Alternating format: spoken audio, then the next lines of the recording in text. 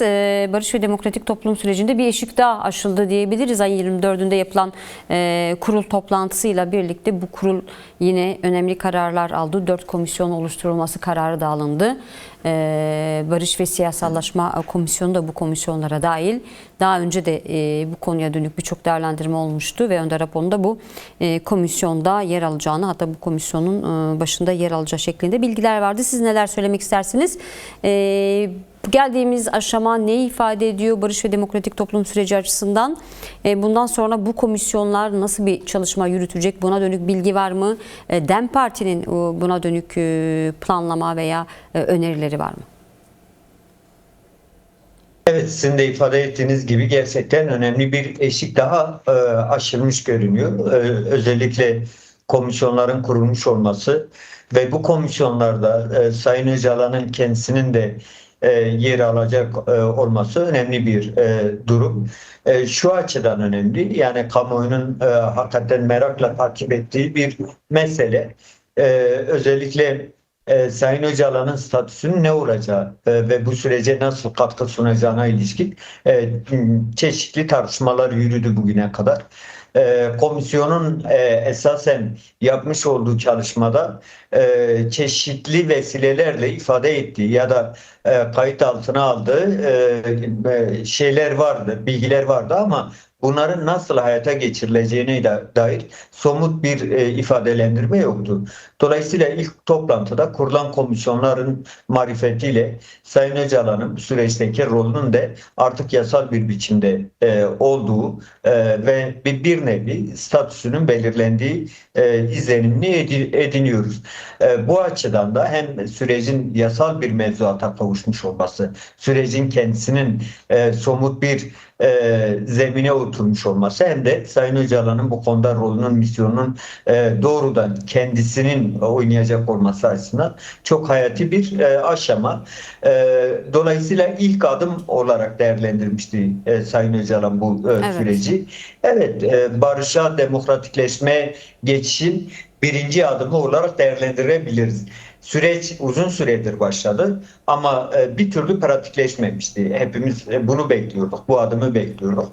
Bu adımın gerçekleşmesiyle birlikte artık pratik sahada sonuçlarını görmeye başlayacağız. Peki bu komisyonların çalışmasına dönük tabii göreceğiz, siz de dediniz. Özellikle hukukçular, baro başkanlarının buna dönük değerlendirmeleri oluyor. Bu komisyonda kimlerin yer alacağının da önemli olduğunu, bu komisyonlar nasıl işleyeceğinin de önemli olduğunu ifade ediyorlar. Buna dönük de neler söylemek istersiniz? Şu an elimizdeki veriye göre 4 tane ana komisyon var.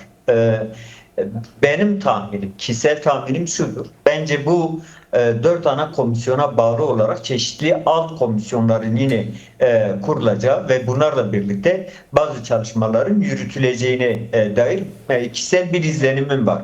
Örneğin silahsızlanma sürecini takip edebilecek çeşitli sivil toplum örgütlerinin bu sürece dahil edilmesinin doğru olacağını, yine izleme ve tespit alt komisyonuna özellikle sivil toplum örgütlerinin ya da bölgemizdeki çeşitli yapıların dahil edilmesinin önemli olacağını, bu konunun doğru bir şekilde takip edilmesinin gerekli olduğunu düşünüyorum.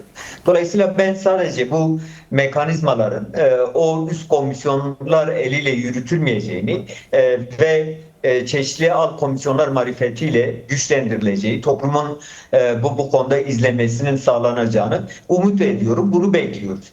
Bu aslında sürecin daha güvenli, daha şeffaf bir şekilde yürümesinin de şeyi olacak. Altyapısını sunacak bize.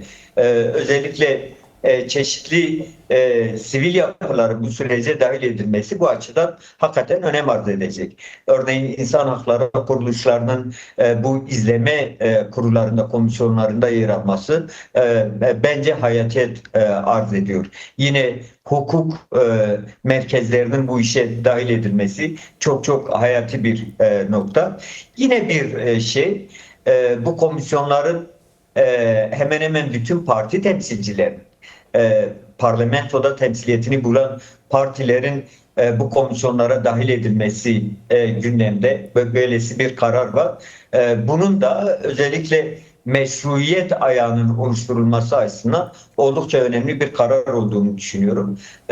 Ben bir an önce bu kurulların artık alt komisyonların da toplanıp çalışmalarının başlatacağını düşünüyorum, umuyorum. Esasen kamuoyu da böyle bir beklenti içerisinde. Çünkü süreç ilerleyecekse bu komisyonların marifetiyle bir an önce pratik sahadaki çalışmalarıyla ilerleyecek. Bunu hepimiz biliyoruz. Dolayısıyla bir an önce bu sürecin de artık başlamasının iyi olacağını söylemek istiyorum. Peki hemen buradan devam edelim. Sürecin ilerlemesi gerekiyor. Aslında şimdiye kadar neredeyse 2 yıllık bir süreci konuşuyoruz. AKP iktidarının biraz bu süreci zamana yaydığı eleştirileri yapıldı şimdiye kadar. Ancak son dönemde özellikle bu kurulun, komisyonun, yasanın geçmesi, kurulun ve komisyonun kurulmasıyla birlikte ve son dönemde dijital medya üzerinde yayılan ve sürece dönük bir provokasyon olarak değerlendirildi Önder Apo tarafından. Yayılan ve yapılan saldırılar üzerinden hem Türk devlet yetkililerinin açıklaması oldu, Erdoğan'ın açıklaması, Önder Apo'nun açıklaması oldu. Tüm bu açıklamaları göz önünde bulundurursak, özellikle de devlet kanadını kastediyorum. Bundan sonra sürecin daha hızlı ilerleyebileceğini söyleyebilir miyiz? Bunu sormak istiyorum. Ve Kürt toplumu açısından şu da önemli, işte taziyeler kabul ediliyor tüm Kürdistan'da ve bu taziyelerde öne çıkan talepler, şehit annelerinin babalarına verdiği talepler şöyle, mesajlar şöyle: barış olsun ve önderliğimiz özgür olsun. Peki Önder Apo'nun koşulları ne zaman değişecek? Buna dönük neler söyleyebilirsiniz? Evet, yani birkaç gündür dijital medyada adeta bir düğmeye basılırcasına bir saldırı furyasıyla karşı karşıya kaldık. Dün Başkan Öcalan bu konuda bir açıklama yapma ihtiyacı duydu. Başkan Öcalan uzun yıllardır Türkiye'de bir darbe mekanının var olduğundan hep bahsediyor ve bu konuda hükümet yetkililerini ve demokratik kamuoyunu sürekli uyarıyor. Ben dünkü açıklamasında da yine benzer ifadeleri var Başkan Öcalan'ın. Bu konuda herkesin hassasiyetle meseleye özenle yaklaşması gerektiği çok açık bir şekilde ortada. Bu çok tesadüf değil, yani birkaç gün içerisinde böyle sürece deyim yerindeyse bu bağlamda bir saldırının gerçekleşmiş olması gerçekten düşündürücü ve manidar. Bu açıdan Sayın Öcalan'ın, Başkan Öcalan'ın başından beri ifade ettiği o darbe mekanının bir kez daha devreye girme ihtimalini göz ardı etmemek gerekiyor. Tam da böylesi süreçlerde, kritik aşamalarda Kürt sorunun esasen çözümünün konuşulduğu aşamalarda açığa çıktığını yıllardır hep birlikte seyrediyoruz. Yani 90'lı yıllardan itibaren bu kendini tekrar ede gelen bir şey. Dolayısıyla hani bizler de Türkiye devlet geleneği de Türkiye demokratik kamuoyu da bu meseleye çok şey değil, çok yabancı değil.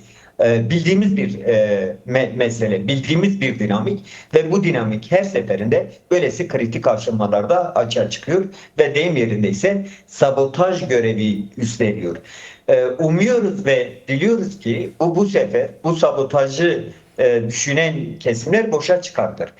Bu konuda ortada çok güçlü bir irade var.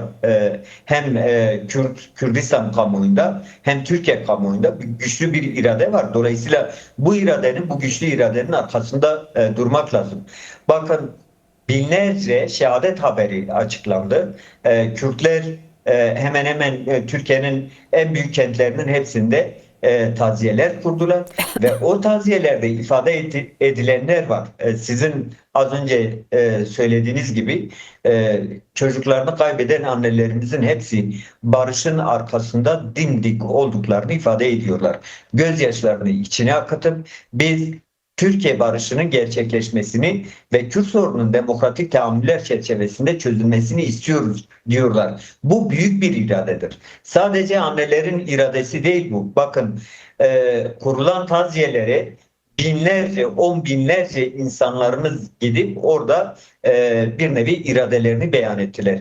Barışın arkasında olduklarını, barışın arkasında durduklarını ve Başkan Öcalan'ın başlatmış olduğu sürecin arkasında olduklarını çok net bir şekilde ifade ettiler. Dolayısıyla hani bu kadar güçlü bir irade açığa çıkmışken Türkiye kamuoyunda Kürt hareketinin kendisinin almış olduğu kararlar vesaire hepsi toplamda göz önünde bulundurularak değerlendirilirse evet, barışa dair büyük bir özlem ve büyük bir irade var. Büyük bir kararlılık var. Aynı şekilde devlet cenahında da bir ciddiyetle karşılaştığımızı ifade etmek mümkündür. Madem böyle bütün bu şartlar olgunlaşmışsa, bu irade bu kadar güçlü bir şekilde ortada duruyorsa, o zaman tam da barış zamanıdır demek ve buna ısrarcı olmak lazım. Provokasyonlar olacak. O konuda hakikaten bozma dinamikleri devreye girecek. Bunu algılıyoruz. Ama bunun önüne geçilebilmesinin yolu da şudur. Şimdi başından beri bir şey ifade ediyoruz, dikkat ederseniz. Biz hep şunu söyledik. Sayın Öcalan'ın ağzından herkes kendi sözünü aslında topluma ulaştırmaya çalışıyor. Yani herkes kendince Sayın Öcalan'ı, Başkan Öcalan'ı bir şekilde ifadelendirmeye çalışıyor. Ben kendime göre yorumluyorum, filanca siyasetçi kendisine göre yorumluyor, gazeteciler kendisine göre yorumluyor. Şimdi bu deyim yerindeyse adeta mayınlı bir alana dönüşmüş durumda. Buradan bu işi çıkarmak lazım. Evet. Bu işi çıkarmanın yolu da direkt Başkan Öcalan'ın toplumla diyaloğunun bağının sağlanmasını gerçekleştirmek gerekiyor.